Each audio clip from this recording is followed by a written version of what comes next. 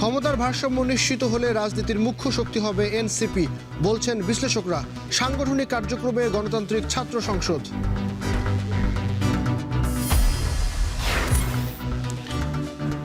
আওয়ামী লীগ নির্বাচনে আসলে তা হবে রাজনৈতিক কৌশলের ব্যর্থতা, বলছে বিএনপি। নতুন দলকে গণতন্ত্রের সপক্ষে থাকবার আহ্বান। যদি আওয়ামী লীগ বাংলাদেশে আবার রাজনীতি করার সুযোগ পায়, তাহলে সেটা হবে আমাদেরই রাজনৈতিক কৌশলের ব্যর্থতা।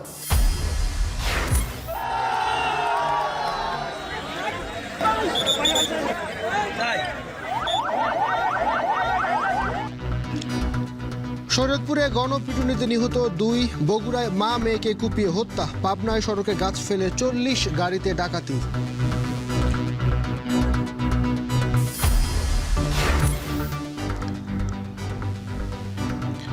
এবং রোজার বাজারে খেজুর ছোলায় স্বস্তি মিললেও শশা বেগুনের দাম চড়া, শতক ছড়ালো লেবুর হালি, কাটেনি ভোজ্য তেলের সংকট।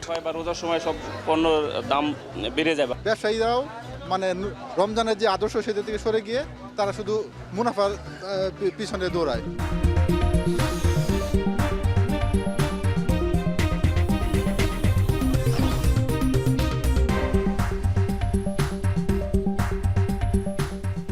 স্বাগত। এখন বিকেলে পুরো আয়োজনের সঙ্গে আছি আমি নাইম আবির। জাতীয় নাগরিক পার্টি এনসিপির আত্মপ্রকাশের পর সাধারণ মানুষের প্রতিক্রিয়া। শ্রেণীর ভেদাভেদ ভুলে পূর্বের অপরাজনীতি থেকে শিক্ষা নিয়ে কাজ করতে পারলে রাজনীতির মাঠে গ্রহণযোগ্য হয়ে উঠবে তরুণ ছাত্রদের এই দল।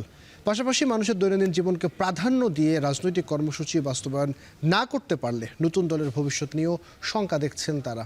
আর দলের অভ্যন্তরে ক্ষমতার ভারসাম্য ও সকল ক্ষেত্রে স্বচ্ছতা নিশ্চিত করলে আগামী দিনের রাজনীতিতে মুখ্য শক্তি হয়ে উঠবার সম্ভাবনা দেখছেন রাজনৈতিক বিশ্লেষকরা। আর জানাবেন জাওয়াদ মাহমুদ। বাংলাদেশ এক নতুন সংবিধানের মাধ্যমে পরিচালিত হবে। জুলাই বিপ্লবের মধ্য দিয়ে গড়ে ওঠা নতুন দল জাতীয় নাগরিক পার্টি সেকেন্ড রিপাবলিকের ঘোষণা দিয়ে মানিক মিয়া এভিনিউতে শুক্রবার আত্মপ্রকাশ করেছে। ক্ষমতা না জনতা, জনতা জনতা, ইয়াপস না সংগ্রাম, সংগ্রাম সংগ্রাম, দালালি না রাজপথ, রাজপথ রাজপথ। জুলাইয়ের আকাঙ্ক্ষাকে ধারণ করে হাজার বছরের ঐতিহাসিক পরিক্রমায় বঙ্গীয় বদ্বীপের জনগোষ্ঠী হিসেবে এক সমৃদ্ধ ও স্বকীয় সংস্কৃতি নিয়ে দলের ঘোষণাপত্র পাঠ করেন এনসিপির আহ্বায়ক নাহিদ ইসলাম। আমাদের রিপাবলিকের সাধারণ মানুষ, একমাত্র সাধারণ মানুষই হবে ক্ষমতার সর্বময় উৎস। স্বাধীনতা পরবর্তী সময়ে মানুষের রাজনৈতিক আকাঙ্ক্ষা কতটুকু বাস্তবায়ন হয়েছে তা নিয়ে সাধারণ মানুষের মাঝে আছে মতভেদ। তাই এত দলের ভিড়ে তরুণ শিক্ষার্থীদের হাতে গড়ে ওঠা দল নিয়ে জনমানুষের প্রতিক্রিয়া। শ্রেণীর ভেদ ঠেলে পূর্বের অপরাজনীতি থেকে শিক্ষা নিয়ে কাজ করলেই রাজনীতিতে গ্রহণযোগ্য হয়ে উঠবে তরুণরা। ওরা ভালো মন্দ দেখছে, যে ওই সরকার কিভাবে চালাইছে, কেমনে কি করছে, ওইটা ওরা দেখছে। খারাপকে ওরা শাস্তি দিবে আইনের মাধ্যমে, এবং দেশ কিভাবে ভালো হয় এটা ওরা চেষ্টা করবে। ওরা যদি টাকা পয়সা না খায়, সিনিয়র কথা যদি না শোনে, যদি দেশপ্রেমিক হয় এবং দেশের প্রতি যদি ভালোবাসা থাকে, যেভাবে ওরা দেশটা স্বাধীন করছে, ওদের পিছনে আরও মানুষ নামছে। ছেলেমেয়েরা যদি ভালো করে তাইলে সে আমরা মনে করুন যে ভালো চলতেছে, পরিশ্রম করে চারটা ডাল ভাত খাইতেছে বা শান্তি মতো চলতেছে। আর দেখি যে লুটপাট মারামারি, এখানে একটা কাজ করতে যাবো, এখানে যায় চাঁদাবাজি করবো, তাইলে কি হইব? যে ভালো করে আমরা তো এখন টাকা পয়সা চাবো না, আমরা কর্ম করিয়া যাতে আমরা শান্তিতে থাকতে পারি, এইটাই হলো কথা। একজনে ব্যবসা করুক, একজনে ফুটপাতে ব্যবসা করুক, এই যদি চারটা ডাল ভাত খাইতে এই জন্যই তো করে, এর বেশি তো আর কিছু করে না। মানুষের দৈনন্দিন জীবনকে প্রাধান্য দিয়ে রাজনৈতিক কর্মসূচি না করতে পারলে নতুন এ দলের ভবিষ্যৎ নিয়েও আশঙ্কা আছে সাধারণ মানুষের। শুধু তারা তাদের নিজেদের চিন্তা না করে সাধারণ জনগণের কথা যেন ভাবে। যোগ্যতা হলে 1 নম্বর হলো দুর্নীতি বন্ধ করতে হবে, 2 নম্বর হলো তাদেরকে সৎ থাকতে হবে। আগের মতোই করে তাহলে তো তারা তো সবল হবে না, কিন্তু আমি চাই যে তারা মানে একটা পজিশনে এসে বা একটা পদে এসে তারা জানি বাংলাদেশের উন্নয়নের জন্য কাজ করে। শিক্ষার্থীদের রাজনৈতিক দল নিয়ে এই রাজনৈতিক বিশ্লেষক বলছেন, নতুন দলটিতে নানামুখী মতাদর্শের সম্মিলন থাকলেও সেটি দলের অভ্যন্তরে কার্যকর করতে না পারলে হুমকিতে পড়বে দলটির ভবিষ্যৎ। সামগ্রিকভাবে এই সকল চিন্তাকে এক জায়গায় আনাকে, যেটাকে আমরা মেল্টিং পট বলি, এই মেল্টিং পট আসলে কতটুকু কাজ করবে নাকি কিছুদিন পরে তারাই বিভিন্ন মতাদর্শের জায়গায় বিভক্তি তৈরি হয়ে যাবে।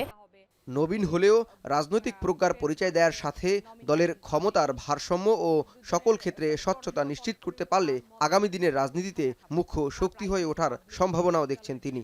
যদি তারা এখন যে প্রক্রিয়ার মধ্য দিয়ে রাজনৈতিক কর্মসূচি শুরু করবে সেই প্রক্রিয়াটি খুব স্বচ্ছ এবং সমতার ভিত্তিতে হয়, দলটি কতটা ম্যাচুরিটির সাথে এই প্রত্যেকটা বাধাকে অতিক্রম করতে পারবে বা চ্যালেঞ্জগুলো মুখোমুখি হতে পারবে। যত চ্যালেঞ্জ আসবেই, কারণ রাজনীতির মাঠ মানেই হচ্ছে অনেক চ্যালেঞ্জের জায়গা। পুরনো রাজনৈতিক বন্দোবস্তে না গিয়ে ছাত্রদের নতুন দল গণতান্ত্রিক বাংলাদেশ বিনির্মাণে সকল পথ ও মতের মানুষদের সাথে নিয়ে ঐক্যবদ্ধ বাংলাদেশ গড়বে, এমনটাই মনে করছেন সাধারণ মানুষ। একটি শক্তিশালী রাষ্ট্র হিসেবে মাথা উঁচু করে জওয়াদ মাহমুদ, এখন, ঢাকা। লেজুর ভিত্তিক রাজনীতি থেকে বের হয়ে নতুন বন্দোবস্তের সূচনা হবে বলে জানিয়েছেন গণতান্ত্রিক ছাত্র সংসদের ঢাকা বিশ্ববিদ্যালয় শাখার আহ্বায়ক আব্দুল কাদের। দুপুরে রাজধানীর রায়ের বাজারে জুলাই অভ্যুত্থানে শহীদদের কবর জিয়ারতের মাধ্যমে সদ্য আত্মপ্রকাশিত সংগঠনটি তাদের কার্যক্রম শুরু করে। এ সময় কেন্দ্রীয় সদস্য সচিব জাহিদ হাসান বলেন, শহীদদের রক্ত যেন বৃথা না যায় সে ব্যাপারে সচেষ্ট থাকবে সংগঠনটি। আরও জানাবেন দেবরাজ দেব। 24শে ফ্যাসিবাদ পতনের সাথে সাথে দীর্ঘদিনের লেজুর ভিত্তিক রাজনীতি অবসানে আলোচনা ছিল নানা মহলে। সেই আলোচনাতে প্রয়োজনীয়তা দেখা দেয় নতুন দল ও নেতৃত্বের, যার পরিপ্রেক্ষিতে সাম্প্রতিক সময়ে অভ্যুত্থানে নেতৃত্ব দেওয়া শিক্ষার্থীরা ইতিমধ্যে আত্মপ্রকাশ করেছে নিজেদের রাজনৈতিক সংগঠন ও ছাত্র সংগঠন। সেই ধারায় গেল 26 ফেব্রুয়ারিতে মধুর ক্যান্টিনে আত্মপ্রকাশ করে বাংলাদেশ গণতান্ত্রিক ছাত্র সংসদ। 205 সদস্যের সংগঠনটি শনিবার দুপুরে রায়ের বাজারে জুলাই অভ্যুত্থানে শহীদদের কবর জিয়ারতের মাধ্যমে কার্যক্রম শুরু করে সংগঠনটি। কেন্দ্রীয় ও ঢাকা বিশ্ববিদ্যালয় কমিটির সমন্বয়ে এই কর্মসূচি পালন করা হয়। এ সময় শহীদদের আত্মার মাগফিরাত কামনা করে দোয়া করেন তারা, ফুল দিয়ে জানান শ্রদ্ধা। এরপর গণমাধ্যমে কথা বলেন সংগঠনের ঢাকা বিশ্ববিদ্যালয় শাখার আহ্বায়ক আব্দুল কাদের। বলেন, লেজুর ভিত্তিক রাজনীতি থেকে বের হয়ে নতুন বন্দোবস্তে ছাত্র রাজনীতিকে আনা হবে। আহতদের সুচিকিৎসা ও সুষ্ঠু রাজনীতিতে মনোযোগের অঙ্গীকারও করেন নতুন নেতৃত্ব। নতুন ছাত্র সংগঠন নবযাত্রার শুরুর দিক থেকে প্রথম কার্য দিবসে আমরা আমাদের যে ভিত্তির কথা বলতেছি, সেই জুলাই গণ অভ্যুত্থানে শহীদদের কবর জিয়ারত করার মধ্য দিয়ে আমরা আমাদের আনুষ্ঠানিক কার্যক্রম আজকে শুরু করেছি। ক্যাম্পাস ভিত্তিক যে লেজুর ভিত্তিপনা ছিল, যে দাসত্বের যে কালচার ছিল, যে জিম্মি করে রাখার যে কালচার ছিল, সেই জিম্মি করে রাখার কালচারকে উপড়ে ফেলে দিয়ে নতুন একটা ব্যবস্থা হাজির করতে চাই। এ সময় কেন্দ্রীয় সদস্য সচিব জাহিদ আহসান বলেন, জুলাই অভ্যুত্থানে শহীদদের রক্ত বৃথা যেতে দেওয়া হবে না। শিক্ষার্থীদের অধিকার রক্ষাকে গুরুত্ব দেবে তাদের সংগঠন। জুলাই গণ অভ্যুত্থানকে ভুলে গিয়ে বাংলাদেশে আর কোনো রাজনীতি চলবে না। জুলাই গণ অভ্যুত্থানে মানুষ যে আশা আকাঙ্ক্ষা নিয়ে রাজপথে নেমে এসেছিল, সেই আশা আকাঙ্ক্ষা হতে হবে বাংলাদেশের আগামী রাজনীতির মূল ভিত্তি। কবরের পাশে দাঁড়িয়ে আমরা প্রতিজ্ঞা করছি, আমরা আগামী দিনের বাংলাদেশে জুলাই গণ অভ্যুত্থানের যে আশা আকাঙ্ক্ষা, যে দায় এবং দরদের জন্য তারা জীবন দিয়েছেন, আমরা সেটিকে প্রতিষ্ঠা করে ছাড়বো ইনশাআল্লাহ। শিক্ষার্থীদের নতুন এই সংগঠনের ভুল ত্রুটি ধরিয়ে দিয়ে সুস্থ ধারার রাজনীতি পরিচালনাতে সহযোগিতার আহ্বানও জানান ছাত্রনেতারা। দেবরাজ দেব, এখন, ঢাকা। জুলাই আন্দোলনে শিক্ষার্থীদের গড়া নতুন দলকে স্বাগত জানালেও তাদের রাজনৈতিক দর্শন নেই বলে মন্তব্য করেছেন বিএনপির নেতারা। তাদের গণতন্ত্রের সপক্ষে থাকবার আহ্বান জানিয়েছে দলটি। এছাড়া বিএনপি নেতা সালাউদ্দিন আহমেদ বলেছেন, আওয়ামী লীগ নির্বাচনে অংশ নিলে সেটি হবে রাজনৈতিক কৌশলের ব্যর্থতা। রকিবুল রাহাত জানাবেন বিস্তারিত। বিকল্প কে? আমি, তুমি, আমরা। জুলাই গণঅভ্যুত্থানে ছাত্র জনতার আন্দোলনের স্লোগান বাস্তবায়ন হয়েছে জাতীয় নাগরিক পার্টির আবির্ভাবে। নতুন আকাঙ্ক্ষা নিয়ে ঘোষিত এই রাজনৈতিক দলকে দেশের রাজনীতির মাঠে স্বাগত জানিয়েছে বিভিন্ন দল ও সংগঠন। দলটিকে স্বাগত জানিয়েছে বিএনপিও। তবে নবগঠিত এনসিপির রাজনৈতিক দর্শন নিয়ে সন্দিহান বিএনপির সিনিয়র যুগ্ম মহাসচিব রুহুল কবির রিজভী। সকালে ডিপ্লোমা ইঞ্জিনিয়ার্স ইনস্টিটিউটে এক আলোচনা সভায় দলটির স্থায়ী কমিটির সদস্য সালাউদ্দিন আহমেদ বলেছেন, যারা গণপরিষদ, সেকেন্ড রিপাবলিক ও জাতীয় নির্বাচনের আগে স্থানীয় নির্বাচন বিষয় সামনে আনছে, তারা দেশকে অগণতান্ত্রিক পথে ঠেলে দিতে চায়। যারা সেকেন্ড রিপাবলিকের ঘোষণাপত্র তাদের দলীয় ঘোষণাপত্র রেখেছেন সেটা ওখানে থাক। যারা গণপরিষদের মধ্য দিয়ে নতুন সংবিধান প্রণয়ন করতে চান সেটা আপনারা যখন পারবেন করবেন, কিন্তু বাংলাদেশের মানুষের গণতান্ত্রিক প্রক্রিয়ায় উত্তরণের আর কোনো যাতে বিলম্ব না হয় সেজন্য আমরা যাতে সমগ্র জাতিকে ঐক্যবদ্ধ রাখি, এটাই আমাদের আহ্বান। নতুন রাজনৈতিক দল নিয়ে জাতীয় প্রেস ক্লাবের সামনে এক অনুষ্ঠানে বক্তব্যে নতুন দলকে গণতন্ত্রের পক্ষে থাকার আহ্বান জানান বিএনপি চেয়ারপারসনের উপদেষ্টা জয়নুল আবদিন ফারুক। দয়া করে কারো কথায় কান না দিয়ে জনগণ যেটা চায়, জনগণ চায় নির্বাচন, জাতীয় সংসদ নির্বাচন, সেই নির্বাচন দিয়েই বাংলাদেশের মানুষকে বাঁচান, বাংলাদেশের মানুষকে গণতন্ত্রের পথে এগিয়ে নিয়ে যান। এদিকে আরেক সমাবেশে বিএনপির দুই জ্যেষ্ঠ নেতা বলেন, যারা সরকারকে ব্যর্থ করতে চায় তারাই নির্বাচনকে পেছানোর পায়তারা করছে। দেশ জাতীয় জনগণকে রক্ষা করার জন্য সবাইকে ঐক্যবদ্ধ থাকার আহ্বানও জানান বিএনপি নেতারা। এই স্থানীয় সরকারের নির্বাচনের জন্য 17 বছর আন্দোলন করা হয় না, 60 লক্ষ মামলা হয় না, এটা বুঝতে হবে সরকারকে। যদি এই ক্ষেত্রে টালবাহানা করা হয় বিশেষ কোনো উদ্দেশ্যে, বিশেষ কোনো স্বার্থে, বিশেষ কোনো গোষ্ঠীর জন্য, তাহলে দেশের জন্য যে পরিস্থিতি তৈরি হবে। স্থানীয় সরকার নির্বাচন নিয়ে বুলি না ওড়ে চলতি মাসের মধ্যে জাতীয় নির্বাচনের রোডম্যাপ ঘোষণা না করলে গণতান্ত্রিক শক্তিগুলো বসে সিদ্ধান্ত নেবে বলেও হুঁশিয়ারি দিয়েছেন দেশের অন্যতম বড় দল বিএনপির নেতারা।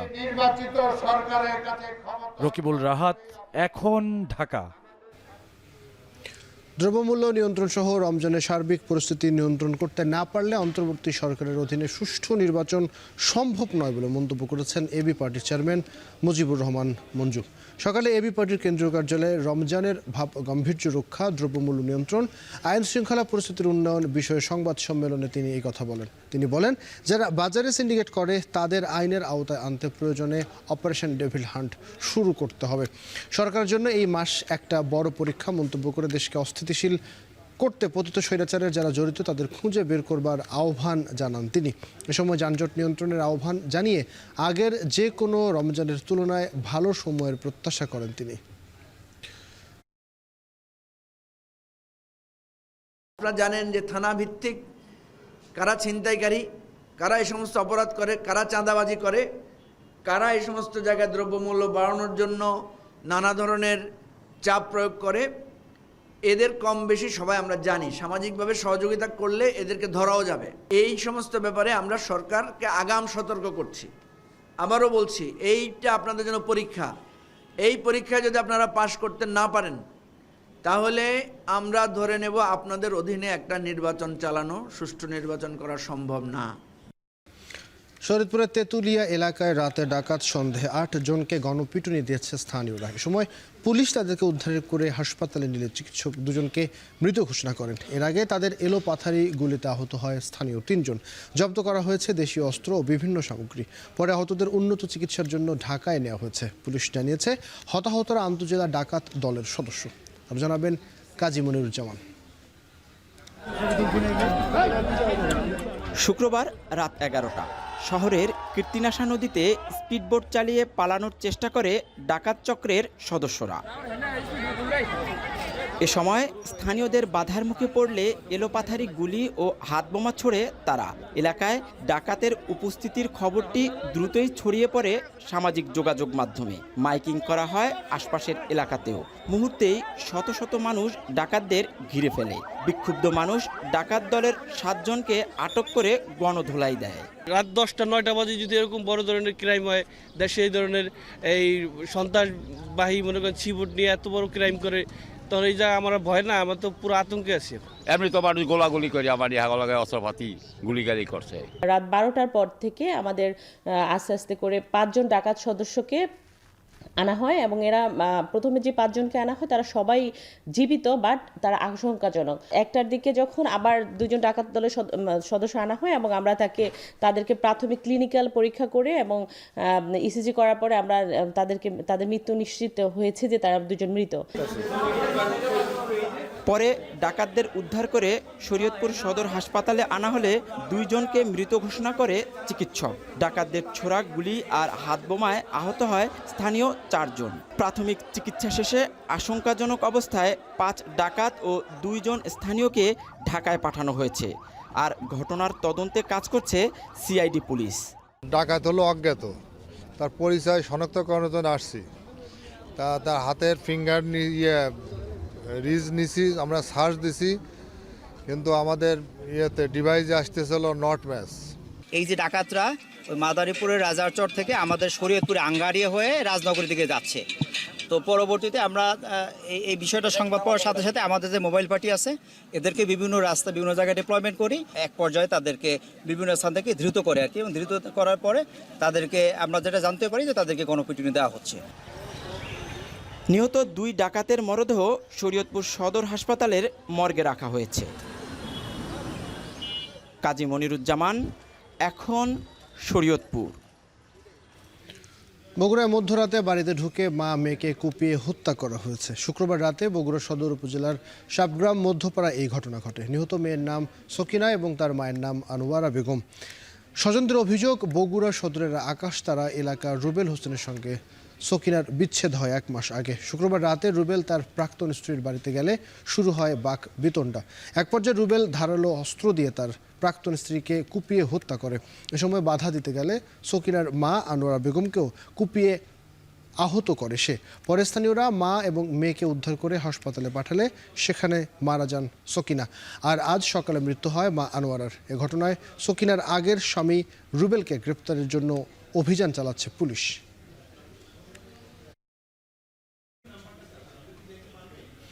পাবনায় সড়কে গাছ ফেলে অন্তত 40টি গাড়িতে দুর্ধর্ষ ডাকাতি হয়েছে। অস্ত্রের মুখে জিম্মি করে ছিনিয়ে নেওয়া হয়েছে নগদ টাকা ও মুঠোফোন সহ অন্যান্য জিনিসপত্র। ভাঙচুর করা হয়েছে বেশ কয়েকটি যানবাহন। পুলিশ জানায়, গত মধ্যরাতে পাবনা সাথিয়া আঞ্চলিক মহাসড়কের সেচানিয়া ব্রিজ এলাকায় গাছের গুঁড়ি ফেলে পণ্যবাহী একটি ট্রাকের গতিরোধ করে একদল ডাকাত। এরপর একে একে আটকায় বাস, মাইক্রোবাস, প্রাইভেট কার সহ প্রায় 40টি যানবাহন। গাড়ির দরজা খুলতে দেরি হওয়ায় বেশ কয়েকটি যানবাহনে ভাঙচুর চালায় দুর্বৃত্তরা। এ সময় পরিবহন শ্রমিক এবং যাত্রীদের মারধর করে তারা। পরে অস্ত্রের মুখে জিম্মি করে লুট করা হয় মুঠোফোন ও নগদ টাকা সহ বিভিন্ন জিনিসপত্র। ডাকাতির ঘটনায় আতঙ্কিত হয়ে পড়েছে এলাকাবাসী। মহাসড়কে গাছ ফেলে ডাকাতি করা হয়েছে বেশ কয়েকটি যানবাহনে। তা আমরা খবর পেয়ে আমাদের টিম এখানে চলে এসেছি। আমরা আশেপাশের তথ্যপত্র নিচ্ছি। আমরা ইনশাল্লাহ দ্রুত ডাকাত দলদের শনাক্ত করে এদেরকে আইনের আওতায় নিয়ে আসতে সম্ভব। প্রচন্ড কুয়াশা ছিল, একটা ট্রাক দাঁড়ায়, আমি মনে করছি যে কি না কি জাম, হঠাৎ করে জাম মাথা বের করে দেখি যে ডাল পড়ে আছে, মনে করলাম যে হয়তো মরা ডাল পড়ছে। বের করার সাথে সাথেই আমাকে এসে হাসপাতালে। রমজানের রাজধানীর আইনশৃঙ্খলা পরিস্থিতি নিয়ন্ত্রণে রাখতে বিশেষ গোয়েন্দা অভিযান পরিচালনা করবে ডিবি। যানবাহন, বিপণী বিতান, ট্রেন, লঞ্চ, বাস টার্মিনালকে ঘিরেও থাকবে আলাদা নজরদারি। সকালে এক ব্রিফিংয়ে এসব কথা জানান ডিবির অতিরিক্ত পুলিশের কমিশনার রেজাউল করিম মল্লিক। কেউ ডিবি পরিচয়ে তুলে নিলে বা সিভিল পোশাকে তল্লাশি করতে এলে ডিবিতে অভিযোগ জানানোর আহ্বান জানান এই কর্মকর্তা। বিস্তারিত প্রতিবেদনে। ঢাকা সহ পুরো দেশে আইন শৃঙ্খলা পরিস্থিতি অবনতির পর পবিত্র মাহে রমজানকে সামনে রেখে অনেকটাই আতঙ্কিত সাধারণ মানুষ। মুসলমানদের পবিত্র এই মাসে ইবাদতের পাশাপাশি বাড়ে অর্থনৈতিক কর্মকাণ্ড ও ব্যবসা বাণিজ্য। এমন পরিস্থিতিতে মানুষের নিরাপত্তার উন্নতি ঘটবে নাকি অবনতি, তা নিয়ে সন্দিহান অনেকেই। কিছু কিছু এলাকা আছে ওইখানে যাওয়াটা খুব রিস্কি এবং মূলত আমরা আতঙ্ক থেকে যাই না। প্রতিদিন চিন্তায় হচ্ছে, কিন্তু আমার ওই যে কোনো জায়গায় হচ্ছে। আমি যখন সন্ধ্যার পর, আমি এখানে 6টার পর আমি এখান থেকে চলে যাই, এই জাস্ট এখান থেকে শাহবাগ আমি হেঁটে যাবো, এই রাস্তাটুকু আমার ভয় লাগে। ওই পোলাপান দেখলে টাকা পয়সা টাকা পয়সা দিই। আরও তৎপরতা বাড়ায়, যদি তারা যদি একটু নিজ দায়িত্ব দিয়ে কাজগুলো করে তাহলে আশা করি সামনে থেকে এগুলো আর বাড়বে না। তবে জননিরাপত্তা বাড়াতে সম্প্রতি ব্যাপক হারে বিশেষ অভিযান সহ টহল জোরদার করেছে আইন শৃঙ্খলা বাহিনী। রমজানকে সামনে রেখে জননিরাপত্তা জোরদারে বেশ কিছু বিশেষ পরিকল্পনার কথা জানিয়েছে ডিবি। রমজানের পুরো মাস জুড়ে সাদা পোশাকে বিশেষ অভিযান চালানো সহ গোয়েন্দা কার্যক্রম আরও বাড়ানো হচ্ছে বলেও জানিয়েছেন ডিবির অতিরিক্ত পুলিশ কমিশনার রেজাউল করিম মল্লিক। রোজার সময় মানুষের কর্মযোগ্যতা বাড়ে, বিশেষ করে টাকা পয়সার লেনদেন বেশি হয়। শপিং মল, ব্যাংক, বিমাগুলোতে মানুষের ভিড় বাড়ে। এসব জায়গায় কেউ যাতে নাশকতা না করতে পারে সেই জন্য আমাদের গোয়েন্দা নজরদারি বাড়ানো হচ্ছে। এটা হচ্ছে এক ধরনের বিশেষ গোয়েন্দা অভিযান, যেটাতে ছদ্মবেশে আমাদের সদস্যরা মানুষের মধ্য থেকে অপরাধীদের শনাক্ত করতে পারবে। তবে ডিবি পরিচয়ে কাউকে তুলে নেওয়ার ঘটনা ঘটলে বা সিভিল পোশাকে চেক করলে ডিবিকে অবগত করার আহ্বান জানান তিনি। এ সময় ছোট বড় যে কোনো অপরাধী ডিবি বরদাস্ত করবে না বলে হুঁশিয়ারি দেন অতিরিক্ত পুলিশ কমিশনার। ছোট অপরাধ বড় অপরাধের জন্ম দেয়, তাই যে কোনো অপরাধ ও অপরাধের ক্ষেত্রে আমরা নিয়েছি জিরো টলারেন্স নীতি। তৌহিদুল তারেক, এখন ঢাকা। এখন বিকেলের সময় হলো ছোট্ট একটা বিরতি নেবার, ফিরছি একটু পর, সঙ্গে থাকুন। রমজানের বাজারে লেবুর হালি শতক পেরিয়েছে, শসা বেগুনে কাটেনি অস্বস্তি। অন্যদিকে এখনও স্বাভাবিক হয়নি তেলের বাজার। বিক্রেতাদের পুরনো যুক্তি, চাহিদা বাড়ায় দাম বেড়েছে এসব পণ্যের। যদিও ছোলা, চিনি সহ অনেক পণ্যের দামই স্থিতিশীল আছে, তবে মাছ, মাংস আর সবজির দাম আগের চেয়ে বেড়েছে। রমজান মাস ঘিরে অধিক মুনাফা না করবার আহ্বান জানিয়েছেন ক্রেতারা। বাজার ঘুরে প্রতিবেদন বানিয়েছেন সানি মৃধা। রোববার থেকে শুরু হচ্ছে রমজান, আগের দিন তাই বাজারে ভিড়। সকাল থেকেই কারওয়ান বাজারে ভিড় করেন ক্রেতারা। রমজানের শসা, বেগুন, লেবুর চাহিদা বেশি থাকে, আর এই অতিরিক্ত চাহিদার কারণেই এসব পণ্যের দাম প্রতি বছরের মতো এবারও বাড়িয়ে দিয়েছে বিক্রেতারা। গত সপ্তাহে যে শসা কেজিতে বিক্রি হয়েছে 70 থেকে 80 টাকায়, শনিবার দাম 100 টাকা ছাড়িয়ে গেছে। লেবুর হালি তো হু করে বাড়িয়ে দেওয়া হয়েছে। গত সপ্তাহে লেবুর হালি বিক্রি হয়েছে 50 থেকে 55 টাকায়। রমজানের সুযোগ নিয়ে এক লাফে সেটি দ্বিগুণ হয়ে গেছে। বিক্রেতাদের সেই চিরচেনা অজুহাত চাহিদা বাড়া কি কারণ বলছেন, অথচ বাজার ঘুরে দেখা গেছে কোনো দোকানই সরবরাহের ঘাটতি নেই। শসা, লেবু আর হলো বেগুন, এগুলোর দামটা একটু বেশি। যেরকম হলো বর্তমানে সামনে রোজা আসতেছে, মানে এই মৌসুমে মানে যায় মানে একটু দামটা বাড়তেই থাকে। রোজার সময় একটা সিন্ডিকেট হয় বা রোজার সময় সব পণ্য দাম বেড়ে যায় বা বাড়িয়ে দেওয়া হয়। আজকে আমরা 80 টাকা কিনে আনছি, এটা কিনা দাম বেশি। আবার অন্য অনেক যাত্রা আছে, আজকে আমরা বেশি যাত্রা আনি, ডরে মাল কিনতে ঝামেলা মনে হয়। মুরগির বাজারেও অস্বস্তি রয়েছে, যেখানে আগে প্রতি কেজি ব্রয়লার বিক্রি হতো 170 থেকে 80 টাকায়, আর এখন বিক্রি হচ্ছে 200 টাকা দরে। 750 টাকায় বিক্রি হচ্ছে গরুর মাংস। প্রায় সব ধরনের মাছের দামও বেড়েছে 150 থেকে 300 টাকা। রমজান মাসকে ঘিরে অধিক মুনাফা না করার আহ্বান ছিল ক্রেতাদের কণ্ঠে। কার কাছ থেকে ব্যবসা করতে পারবে, কে কার কাছ থেকে ঠকিয়ে মানে মুনাফা অর্জন করতে হবে, সেদিকে সবার নজর।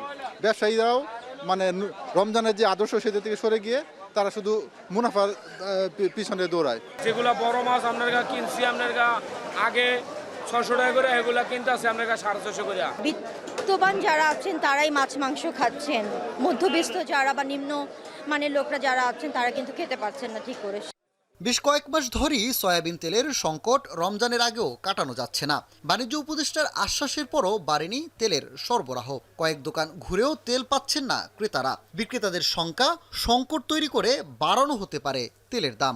তেল কোম্পানিগুলা যদি একটু দাম বাড়াইতে পারে তাহলে তেল অ্যাভেলেবেল হয়ে যাবে। আমি যতটুকু মনে করতেছি তেল দিতেছে, মানে অল্প অল্প দিতেছে। মার্কেটে বাজারে অনেক তেলের অনেক সমস্যা, তেলের অনেক ক্রাইসিস, তেল পাওয়া যেতেছে না। কিন্তু অন্য মাল ঠিকই দাম যাই হোক কম হোক বেশ হোক পাওয়া যায়। 3 দোকান ঘুরে হচ্ছে সয়াবিন তেলের সন্ধান পেলাম, এখানে 2 লিটার সয়াবিন তেল কিনতে পারছি তাও। অথচ চলতি বছর জানুয়ারি ফেব্রুয়ারি মাসে 3,42,527 টন ভোজ্য তেল আমদানি হয়েছে, যা গত বছরের একই সময়ের চেয়ে 4% বেশি। প্রতি বছর রমজানের আগে প্রায় সব নিত্যপণ্যের দাম বেড়ে যাওয়ার যে হিড়িক, সেটি এবার একটু কম। তবে সয়াবিন তেলের সংকট সহ বেশ কিছু পণ্যের দাম বেড়ে যাওয়ায় ক্ষোভ ঝেড়েছেন ক্রেতারা। তাদের দাবি অন্তত রমজান মাসের পবিত্রতা রক্ষার্থে যেন বাজার পরিস্থিতি স্বাভাবিক রাখা হয়, আর সেজন্য দরকার হলে প্রতিনিয়তই কর্তৃপক্ষকে বাজার নজরদারিতে রাখার আহ্বান তাদের। সানিম মৃধা, এখন, ঢাকা। প্রতিবছর রমজান এলেই পণ্যের দাম বাড়ানোর প্রতিযোগিতার নামে অসাধু ব্যবসায়ীরা। তবে এবারের চিত্র পুরোটাই উল্টো। দেশের বৃহত্তর ভোগ্যপণ্যের পাইকারি বাজার চট্টগ্রামের খাতুনগঞ্জে বেশিরভাগ পণ্যের দাম কমে এসেছে। ব্যবসায়ীরা বলছেন ডলার সংকট কেটে যাওয়ায় চাহিদার বিপরীতে দ্বিগুণের বেশি আমদানি হয়েছে। খুচরা পর্যায়ে সরবরাহ রয়েছে স্বাভাবিক, তবে সয়াবিন তেলের সংকট ভোগাচ্ছে ব্যবসায়ী আর ভোক্তাদের। হোসাইন জিয়াদ জানাবেন বিস্তারিত। রমজানের আগের বেচাকেনায় জমজমাট খাতুনগঞ্জের পাইকারি বাজার। সারা দেশ থেকে পণ্য নিয়ে আসা ট্রাকের সারি। ব্যবসায়ীরা বলছেন ছোলা, চিনি, পেঁয়াজ, খেসারি, খেজুর সহ রমজানের সব পণ্যেরই এবার সরবরাহ পর্যাপ্ত, তাই বাড়ার বদলে এবার উল্টো কমতির দিকে প্রায় সব পণ্যের দাম। রোজায় ছোলার চাহিদা প্রায় 1 লাখ টন, কিন্তু খাতুনগঞ্জে এবার আমদানি প্রায় দ্বিগুণ। তাই গত বছর 130-135 টাকায় বিক্রি হওয়া ছোলা আজ বিক্রি হচ্ছে 90 থেকে 100 টাকায়। গত কয়েকদিনে কেজিতে পণ্যটির দাম কমেছে 4 থেকে 5 টাকা। একই অবস্থা পেঁয়াজু তৈরির খেসারি ডালেরও। কেজিতে 10 টাকা কমে বিক্রি হচ্ছে 95 থেকে 100 টাকায়। খেসারির আমদানি আছে ভালো, কিন্তু বাজার রেট কম, চাহিদাও আছে, কিন্তু মাল আমদানি বেশি হওয়ার কারণে বাজারটা একটু পড়তে দিকে। দেশে রমজানে খেজুরের চাহিদা 70 থেকে 80 হাজার টন। এবার শুল্ক কমানোয় হঠাৎ আমদানি বেড়েছে কয়েক গুণ, যার প্রভাব পড়েছে বাজারে। পাইকারিতে গত বছরের তুলনায় দাম কমেছে 30 থেকে 40%। প্রতি কেজি খেজুর বিক্রি হচ্ছে মানভেদে 300 থেকে 1200 টাকায়। হচ্ছে কি খেজুরের দাম গত বছরের তুলনায় এখন সর্বনিম্ন অবস্থায় আছে। খেজুর যথেষ্ট পরিমাণ আমদানি হয়েছে, যার কারণে কোনো প্রকার সংকট হবে না। দেশে পেঁয়াজের মৌসুম চলছে। ভারত সহ একাধিক দেশ থেকে আমদানিও প্রচুর, তবে ভরপুর মোকামে নেই বেচাকেনা। পাইকারিতে প্রতি কেজি দেশি পেঁয়াজ বিক্রি হচ্ছে 25 থেকে 40 টাকায়, আর ভারতীয় 60 টাকায়। এই বছর প্রচুর পরিমাণ পেঁয়াজ, আপনার ইন্ডিয়ান পেঁয়াজ আছে, প্লাস আমাদের দেশি 2-3 রকমের, তারপর পেঁয়াজ খাচ্ছে না, বেচা বিক্রি একদম কম। ব্যবসায়ী নেতারা জানান এবার ডলার সংকট কমে যাওয়া ও ব্যাংক মার্জিন কমার সুফল মিলেছে। রোববার বাজার আরও কমে যাবে বলে মনে করেন তারা। ছোট এবং মাঝারি যারা আমদানিকারক আছেন তারা পণ্য আমদানি করতে পারছেন, যেটি বিগত সময়ে তারা ব্যাংক কর্তৃক যে ডলার সংকটের এখানে তারা আমদানি পাননি, সেটি পাচ্ছেন এবার। সেই কারণে আমি মনে করছি যে ডলার যে সংকট ছিল সেটা অনেকাংশে কাটিয়ে গিয়েছে। তবে বাজারে কৃত্রিম সংকট চলছে সয়াবিন তেলের। ডিলার পর্যায় থেকে খুচরায় যাচ্ছে না সয়াবিন। এ নিয়ে নানা সংস্থার অভিযান চললেও অবস্থার উন্নতি হয়নি। হোসাইন জিয়াদ, এখন, চট্টগ্রাম।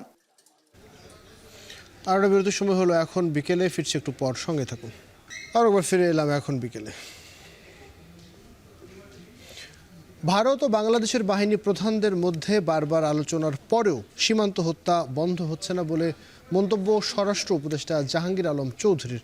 তবে সীমান্ত হত্যা বন্ধে আরও কঠোর হবেন জানিয়ে বিজিবি মহাপরিচালক বলছেন, কোনো উদ্দেশ্য নিয়ে সীমান্তে কেউ না ঘেঁষলে আপাতত নিরাপত্তার কোনো শঙ্কা নেই। কক্সবাজারের রুখিয়ায় বিজিবির নতুন ব্যাটালিয়ন উদ্বোধনের সময় এসব কথা বলেন তারা। আর জানাবেন মাঝহার মাহবুব।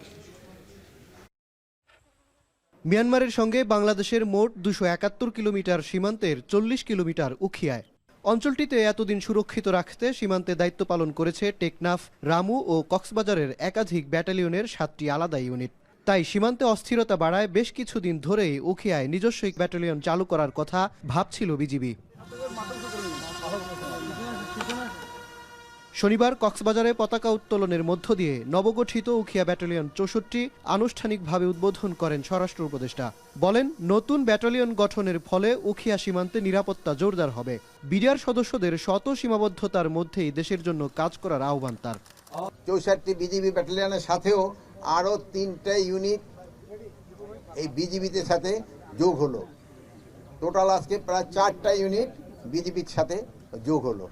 এতে বিজিবির সক্ষমতা কিছুটা বৃদ্ধি পেল, কিন্তু বিজিবির সক্ষমতা আরও বাড়ানো হবে। আমরা এটা চেষ্টা করতেছি, যেহেতু আমাদের পার্শ্ববর্তী দেশের তুলনায় আমাদের বর্ডার গার্ডের স্ট্রেংথ আরও বাড়ানো দরকার। আমরা এইদিকে চেষ্টা করে যাচ্ছি। শুক্রবার ব্রাহ্মণবাড়িয়ার কসবায় বিএসএফের গুলিতে যুবক হত্যা নিয়ে প্রশ্ন করলে উপদেষ্টা বলেন, আলোচনার পরেও গুলি বন্ধ করছে না বিএসএফ। ডিজি পর্যায়ে যে সম্মেলন হয়ে গেল, ওখানেও কিন্তু এটার উপরে সবচেয়ে বেশি জোর দেওয়া হয়েছে। তারপরও কিন্তু ঘটনা ঘটে যাচ্ছে, বাট এই ঘটনাটা যেন কমায় আনা যায়, এই জন্য আমরা চেষ্টা করে যাচ্ছি। যেহেতু এইটা পুরাটা যে আমাদের হাতে তো নাই, যেহেতু হাতিয়ারটা তো ওরা ইউজ করে। এ সময় বিজিবি মহাপরিচালক বলেন, উদ্দেশ্য নিয়ে কোনো বাংলাদেশি মিয়ানমার সীমান্তে না গেলে নিরাপত্তারও কোনো ঘাটতি নেই। তবে বাংলাদেশের সঙ্গে পার্শ্ববর্তী সব দেশের সীমান্ত হত্যা বন্ধে আরও কঠোর হবে বিজিবি। আমরা আপ্রাণ চেষ্টা করছি, প্রশাসন চেষ্টা করছে, স্থানীয় সবাই চেষ্টা করছে, তারপরও কিছু কিছু ব্যক্তিকে আমরা ওই জিরো লাইন অতিক্রম করা থেকে বিরত রাখতে ব্যর্থ হচ্ছি অনেক সময়। বাট আমরা এই দুই দিকেই চেষ্টা করে যাবো। এক হলো বিএসএফ এর সাথে, আরেক হলো মানবাধিকার অর্গানাইজেশনের মাধ্যমে, তৃতীয় হলো যে কেউ যাতে ক্রস না করে। উখিয়া সীমান্তের নিরাপত্তায় কাজ করবেন জওয়ান থেকে কর্মকর্তা প্রায় 800 সদস্য। এছাড়াও একই দিনে পতাকা উত্তোলন করা হয় গার্ড পুলিশ ব্যাটালিয়ন ও ব্যাটালিয়নগুলোর ঢাকার স্টেশন সদর দপ্তর। নিরাপত্তা জোরদার করতে গাজীপুরের dog squad K9 unit and training সেন্টারেরও উদ্বোধন করা হয়। মাজহার মাহবুব, এখন কক্সবাজার। দেশের বাইরের প্রসঙ্গ, ইউক্রেনীয় প্রেসিডেন্ট ভ্লাদিমির জেলেনস্কির সঙ্গে মাফিয়ার মতো আচরণ করেছেন যুক্তরাষ্ট্রের প্রেসিডেন্ট ডোনাল্ড ট্রাম্প। শুক্রবার ওভাল অফিসে ঘটে যাওয়া দুই প্রেসিডেন্টের বাকযুদ্ধ দেখে এমন মন্তব্য করেছেন খোদ মার্কিন বিশ্লেষক।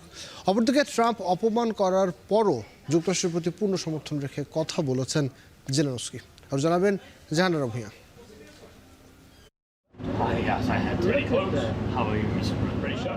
যুক্তরাষ্ট্রের হোয়াইট হাউসের ওভাল অফিসে মার্কিন প্রেসিডেন্ট ডোনাল্ড ট্রাম্প ও ইউক্রেনীয় প্রেসিডেন্ট ভলোদিমির জেলেনস্কির বাকযুদ্ধ এখন বিশ্বজুড়ে আলোচনার তুঙ্গে। দুই প্রেসিডেন্টের এই বৈঠক কোনো রুদ্ধদ্বার আলোচনা নয়, বরং পুরোটা হয়েছে মার্কিন সংবাদ মাধ্যমের সামনে। তাই নজিরবিহীন এই ঘটনায় বাকরুদ্ধ বিশ্ববাসী।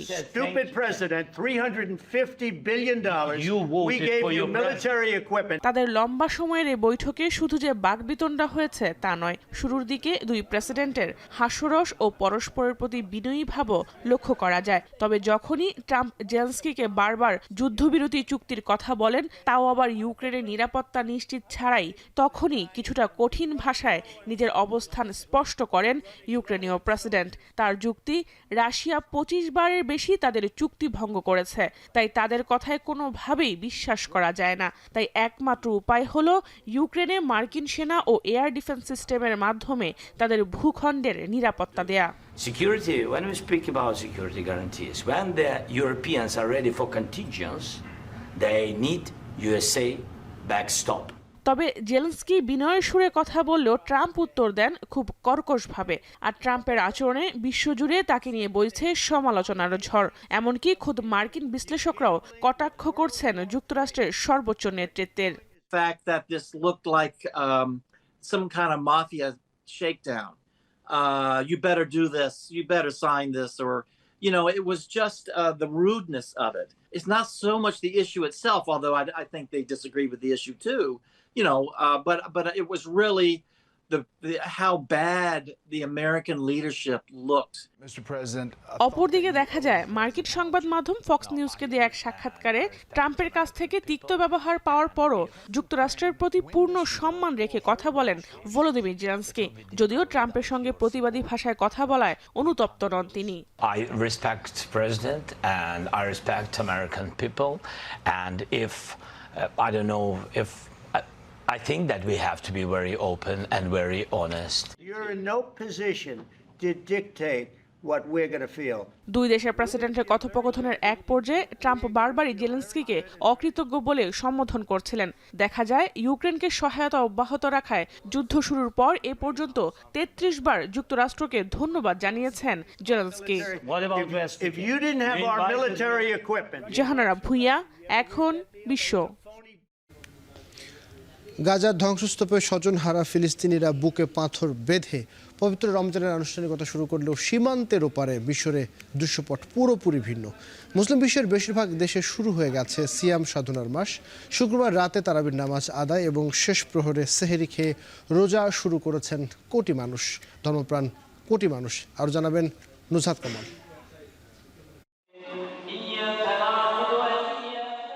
বিশ্বের সর্ববৃহৎ মুসলিম দেশ ইন্দোনেশিয়ায় রাজধানী জাকার্তার ইস্তিকলাল মসজিদে তারাবির নামাজের মধ্য দিয়ে শুরু হয় পরদিন রোজা রাখার আনুষ্ঠানিকতা।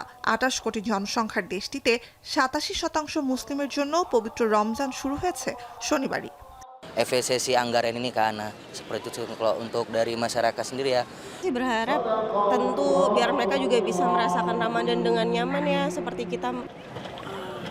মধ্যপ্রাচ্যে যুদ্ধবিধ্বস্ত গাজা উপত্যকাতেই শুধু নয়, আতঙ্ক আর অনিশ্চয়তার মধ্যে রমজান শুরু হলো অবরুদ্ধ পশ্চিম তীর আর পূর্ব জেরুজালেমের ফিলিস্তিনিদের জন্যও। অন্যান্য বছর এ সময় বাজারে দম ফেলার জায়গা না থাকলেও এবছর তীব্র অনিরাপদ পরিস্থিতিতে বাজারে মানুষের ভিড় কম, শহরে আলোর ঝলকানি আর রমজানের সাজসজ্জাও চোখে পড়ার মতো নয়।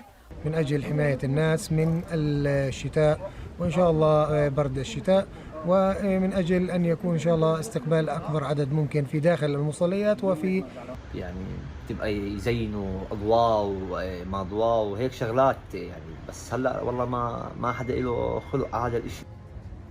গাজার ধ্বংসস্তূপে স্বজনহারা ফিলিস্তিনিরা বুকে পাথর বেঁধে রমজানের আনুষ্ঠানিকতা শুরু করলেও সীমান্তের ওপারে দৃশ্যপট ভিন্ন।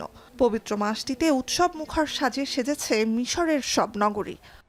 فطبعا المنطقه هنا تعتبر اثريه وليها بهجه وليها فرحه غير المناطق الثانيه محلات عادي اللي هو تنزل محل مش متأمنين لأن وضعتنا زي ما هي ولا رايح ولا جاي.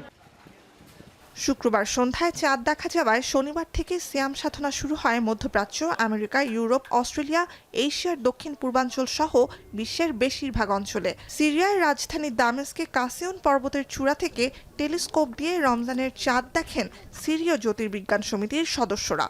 شهر رمضان دخل فلكيا، يعني احنا مقياس دخول الشهر أن يولد الهلال قبل غروب الشمس وأن يغرب بعده، هذين الشرطين ইসলাম ধর্মে পবিত্রতম এবং হিজরি বর্ষপঞ্জির নবম মাস রমজান। নতুন চাঁদ দেখা যাওয়া থেকে রমজানের সিয়াম সাধনা শুরু, যেটি ইসলামের 5টি স্তম্ভের অন্যতম। শাওয়াল মাসের নতুন চাঁদ দেখা গেলে সমাপ্তি ঘটবে রমজানের এবং শুরু হবে মুসলিমদের সবচেয়ে বড় ধর্মীয় উৎসব ঈদ উল ফিতর। তার আগ পর্যন্ত রমজানে মাস জুড়ে সারা বিশ্বের ধর্মপ্রাণ মুসল্লিরা আল্লাহর ইবাদতের উদ্দেশ্যে দিনভর বিরত থাকবেন সব ধরনের খাবার গ্রহণ ও পানীয় পান করা থেকে। নুজহাত কামাল, এখন বিশ্ব। আর একটা বিরতির সময় হলো, এখন বিকেলে ফিরছে, একটু পর সঙ্গে থাকুন। চ্যাম্পিয়ন্স ট্রফির আসরে শারীরিক ক্লান্তিতেই ভরাডুবি হয়েছে বাংলাদেশের। দলে সাকিবকে না রাখার খেসারত দিয়েছে দেশের ক্রিকেট বোর্ড। অন্যদিকে মুখে সংস্কারের স্লোগান দিলেও এখনও পুরনোদের নিয়েই চলছে বিসিবির সকল কার্যক্রম। এখন টিভির সঙ্গে একান্ত আলাপচারিতায় এসব জানিয়েছেন কিংবদন্তি সাবেক স্পিনার মোহাম্মদ রফিক। আরও জানাবেন রেদওয়ান শাওন। চ্যাম্পিয়ন্স ট্রফির পালা চুকিয়ে রাতে দেশে ফিরেছে নাজমুল হোসেন শান্ত নেতৃত্বাধীন বাংলাদেশ ক্রিকেট দল, যেখানে উৎসব মুখর পরিবেশে বরণ করার কথা ছিল লাল সবুজের প্রতিনিধিদের। সেখানে কপালে জোটেনি দলের নামে গলা ফাটানো কোনো সমর্থককে। টাইগারদের এই করুণ পরিস্থিতির কারণ যে মাঠের পারফরমেন্স, তা হয়তো বলার অপেক্ষা রাখে না। তবে সাবেক টাইগার ক্রিকেটার মোহাম্মদ রফিকের চোখে ধরা দিয়েছে বেশ কিছু ভিন্ন কারণ। শারীরিক ক্লান্তি, দেশের সর্বকালের সেরা ক্রিকেটারের অনুপস্থিতি আর সঠিক পরিকল্পনার অভাবেই টুর্নামেন্টে ভরাডুবির সাক্ষী হয়েছে বাংলাদেশ। হতাশ হলো যে আমাদের বাংলাদেশে যেভাবে গিয়েছিল কনফারেন্স নিয়ে, কিন্তু দেখা যায় আমরা দুর্ভাগ্য যে ওই কনফারেন্স নিয়ে আমরা ফিরতে পারিনি। ল্যাকিং সবচেয়ে বড় আমি বলবো যে প্লেয়াররা খুব টায়ার্ড ছিল। নিজের সেরা সময়ে মোহাম্মদ রফিক ছিলেন দেশের সবচেয়ে বড় ক্রিকেট তারকা। সেরারাই নাকি বোঝেন সেরাদের কদর। ব্যতিক্রমী নন মোহাম্মদ রফিকও। চ্যাম্পিয়ন ট্রফির আসরে সাকিব আল হাসানকে না নেয়ার সিদ্ধান্তটাই ছিল বিসিবির সবচেয়ে বড় ভুল। রাজনীতির পার্টটা আলাদা থাক, বাট আমার ক্রিকেট পার্টটা আলাদা দেখতে হবে অবশ্যই। কারণ কি এখন সাকিবরা যদি মনে করেন যে না আপনার ওই রাজনীতিভাবে যদি আপনি এটা জড়ায়, ওই চিন্তা করার টাকা নিচ্ছে। বাট আবার আরেকটা সিলেক্টর যেটা বলছে যে ওকে ব্যাটসম্যান হিসাবে নিব না, ওই করো, তাহলে আপনার ওর জায়গায় ব্যাটসম্যানটা কোথায়? ওর জায়গায় আপনি একটা প্লেয়ার তৈরি করে দেখেন না। এদিকে এই কিংবদন্তির দাবি সংস্কারের নামে বিসিবিতে এখন পর্যন্ত দেখা মেলেনি কোনো পরিবর্তন, বরং পুরনোদের সঙ্গী করেই চলছে দেশের ক্রিকেট বোর্ডের সব কার্যক্রম। নতুন দেশ হয়েছে, নতুন বোর্ড হবে, নতুন বোর্ডে কোথায় নতুন লোক এটা আমাকে বলেন। তারা কি আগে বোর্ডের আন্ডারে চাকরি করে নাই? আপনার ফাইম স্যার কি আগে বোর্ডের আন্ডারে, ফারুক কি আগের বোর্ডের আন্ডারে যেতে, তারা তো ঘুরে তারাই। তা আপনি এখানে নতুন কি দেখবেন? আর নতুন ক্যালেন্ডার কোথাতে তৈরি হবে? নতুন একটা লোক ঢুকালে নতুন চিন্তা ভাবনা করে নতুন একটা ফিউচার তৈরি, নতুন নিজের ভাবে একটা ক্যালেন্ডার তৈরি হবে। দেখা যাচ্ছে পুরানো লোক আছে, এদের ওই আগের রকমই ব্রেন ওয়াশ আছে, ওইভাবেই কিন্তু চিন্তা ভাবনা করতেছে। তো সুতরাং কিন্তু এইভাবে কিন্তু চলবে না। রেদওয়ান শাওন, এখন, ঢাকা। শেষ করছি এখন বিকেল, তার আগে প্রধান খবরগুলো আরও একবার। ক্ষমতার ভারসাম্য নিশ্চিত হলে রাজনীতির মুখ্য শক্তি হবে এনসিপি, বলছেন বিশ্লেষকরা। সাংগঠনিক কার্যক্রমে গণতান্ত্রিক ছাত্র সংসদ।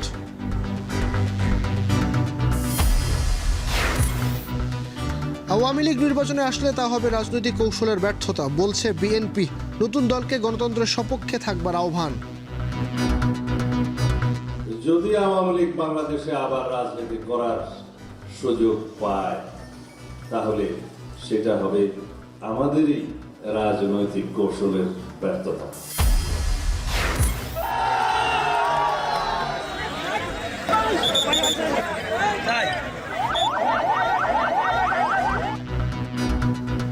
শরীয়তপুরে গণপিটুনিতে নিহত 2, বগুড়ায় মা মেয়েকে কুপিয়ে হত্যা, পাবনায় সড়কে গাছ ফেলে 40, গাড়িতে ডাকাতি।